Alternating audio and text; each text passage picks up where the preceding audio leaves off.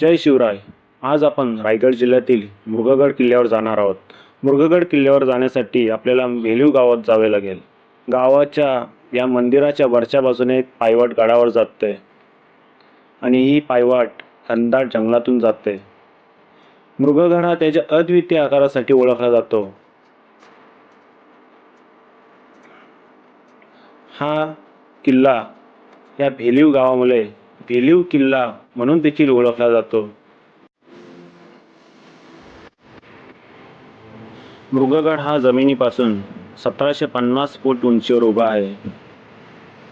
गडाच्या खाली असलेल्या शेवटच्या 2 सुळक्यांमध्ये पूर्वेकडील दरीतून किल्ल्याकडे जाणारी खिंड आहे. गावातून या ठिकाणी जाण्यासाठी सुमारे 45 मिनिटे लागतात. शिवाजी महाराजांची कर्तबल खानशी झालेली उंबरठीण लढाई या किल्ल्याच्या परिसरात प्रसिद्ध असली तरी या लढाईत मृगगड किल्ल्याचा उल्लेख आढळत नाही. खडकांच्या निर्मितीच्या संरचनेनुसार हा किल्ला पूर्वी टेहळणी बुरुज म्हणून वापरला गेला असावा.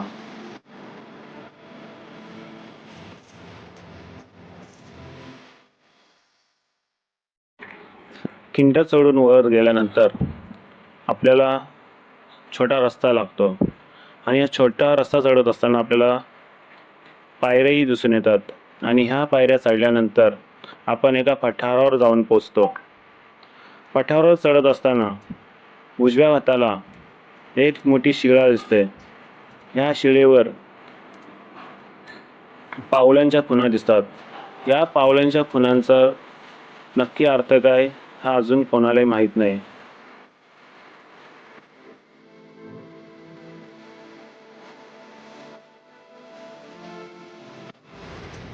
आणि ह्याच्या समोरच विरुद्ध दिशेला टेकडीवर कोरीव पायऱ्या दिसतात. ह्या पायऱ्या तुम्हाला गडाच्या माथ्यावर घेऊन जातात. या टेकडीच्या उजव्या हाताला पायऱ्यांचा एक छोटा संच दिसतो जो तुम्हाला घेऊन जातो एका गुहेकडे. पावसाळ्यात येथील रस्ता निसरडा असल्यामुळे इथे जाणे सहसा टाळावे. ह्या गुहेमधील टाक्या कोरड्या आहेत आणि गुहेच्या बाहेर गोलाकार चुनखडीच्या भिंती आहेत. प्राचीन व्यापारी मार्ग कोकण परिसरात घाटातून जात असत. या व्यापारी मार्गाच्या संरक्षणासाठी या घाटांच्या बाजूने अनेक किल्ले बांधण्यात आले. त्याचप्रमाणे मृगगड किल्ला हा कोकणात बांधला गेला आणि साव घाटाच्या मार्गाच्या संरक्षणासाठी पवना नदीच्या खोऱ्यात तुंग व मोरगिरी किल्ले बांधले गेले.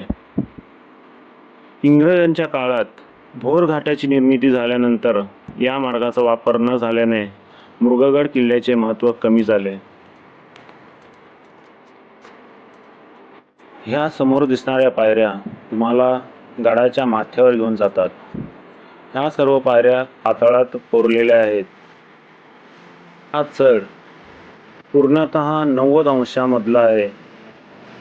जर तुम्ही खाली वाकून पाहाल तर तुम्हाला दरी दिसणार. त्यामुळे तुम्ही चढत असताना एकतर पायाकडे लक्ष द्या किंवा वरच्या बाजूला लक्ष द्या.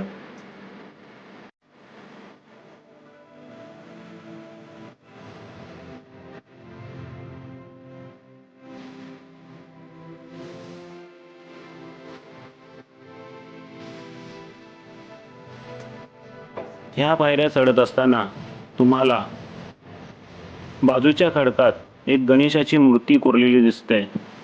ही मूर्ती नक्की गणेशाची आहे किंवा हनुमंताची आहे हे अजून नक्की सांगू शकत नाही.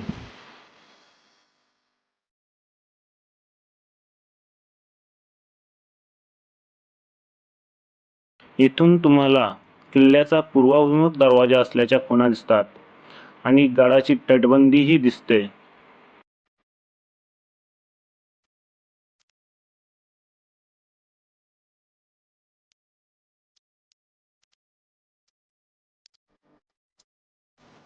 आणि हा जो तुम्हाला समोरील जो भाग दिसतोय हा मोरगिरी किल्ल्याच्या परिसरातील हा डोंगराचा भाग आहे.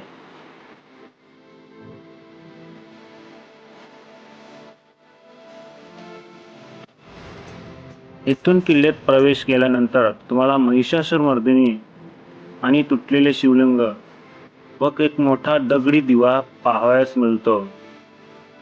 आणि हे जे बाजूला ज्योती दिसते,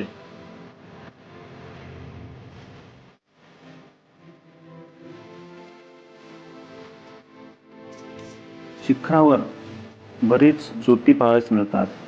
आणि थोडं पुढे गेल्यानंतर तुम्हाला पाण्याचे टाक पाहावयास मिळतील. त्यामधील एका टाकाचे 2 भाग दगडी भिंतीने केलेले आहेत. हे पूर्ण एक टाक असावे आणि त्याच्या आतमध्ये ही दगडी भिंत घातलेली दिसते. आणि च्या दुसऱ्या भागात म्हणजे दुसऱ्या टाकीत उतरण्यासाठी पायऱ्या कोरलेल्या आहेत. असे हे 2 टाक पाहावयास मिळतात. आणि शिखरावर तुम्हाला काही झुडपे आहेत आणि काही अपरिचित स्थापत्य अवशेष सुद्धा ह्या झुडपांमध्ये पाहावयास मिळतील.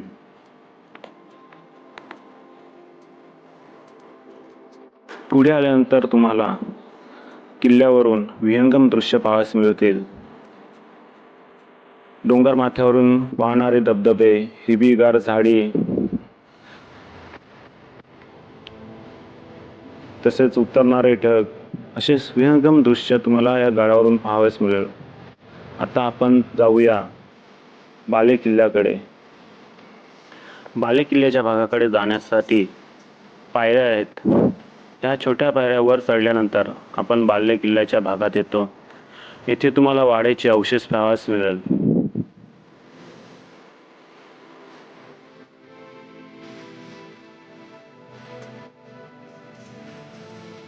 या वाड्याचे अवशेष एका राजसदरेसारखे आहेत. ह्या वाड्याच्या आतमध्ये याल तेव्हा तुम्हाला एक दगडी पाण्याचे भांडे दिसेल. हे पाण्याचे भांडे जवळजवळ बऱ्याच किल्ल्यांवर बनवलेले पाहावयास मिळते.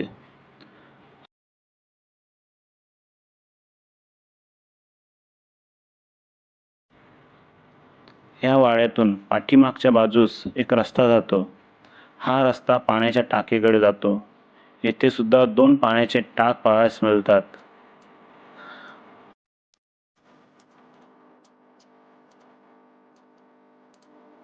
टाकाच्या बाजूने दिसणारं दृश्य सुद्धा खूप सुंदर आहे.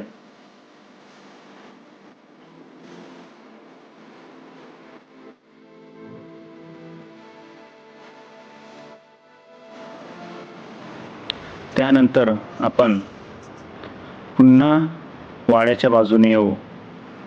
तुम्ही वाड्याच्या समोर आणखी एक झोते पाहाल.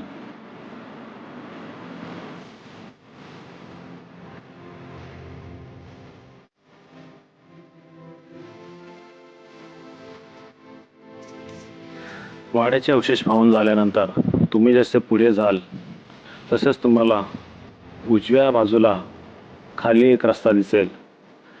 ह्या बाजूला एक पाण्याचा टाका आहे आणि हे पाण्याचं टाकं खोदीव आहे.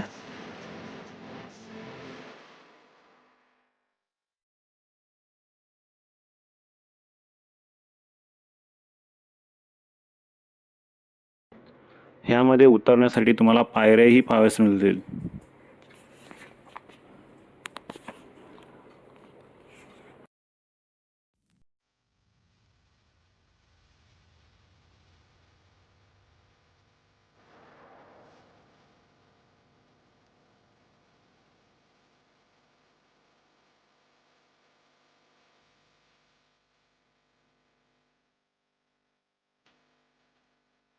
आता आपण गडाच्या पश्चिमेकडील शेवटच्या शिखरावर जाणार आहोत. या शिखरावर जात असताना आपल्याला 2 आयताकृती टाकी पाहावयास मिळतील. या शिखरावर खडकावर तुम्हाला मोठमोठे छिद्र पाहावयास मिळतील आणि तसेच मोठमोठ्या ढिगा सुद्धा पाहावयास मिळतील. यातून येणारं पाणी किंवा या कातळावर पडणारं पाणी हे इतरत्र वाहून न जाता सरळ टाकामध्ये वाहून जावं, हाच या मागचा हेतू होता. त्यानंतर हे मोठमोठे छिद्र इथे खांब रोवून सभा मंडप तयार करण्यासाठी वापरले जात असावे.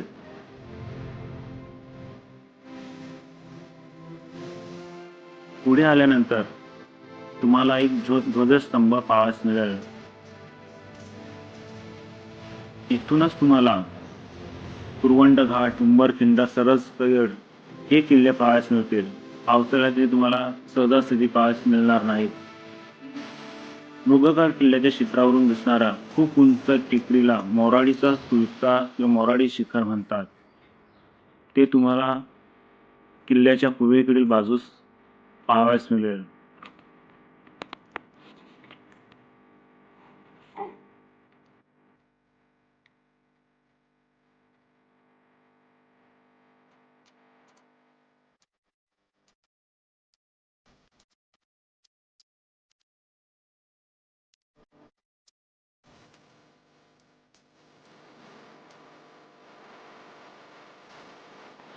आता आपण गडावरून खाली येऊया.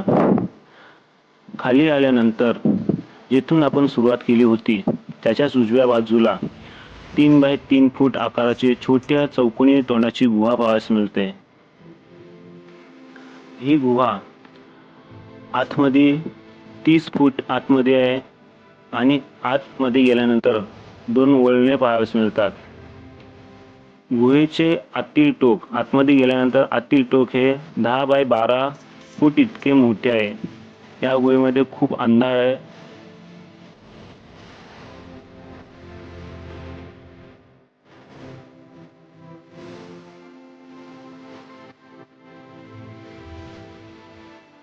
या किल्ल्याचं दर्शन घेतल्यानंतर आम्ही परत जात असताना भेलीव गावाच्या नदीवर जाऊन पोहण्याचा मनसोक्त आनंद घेतला.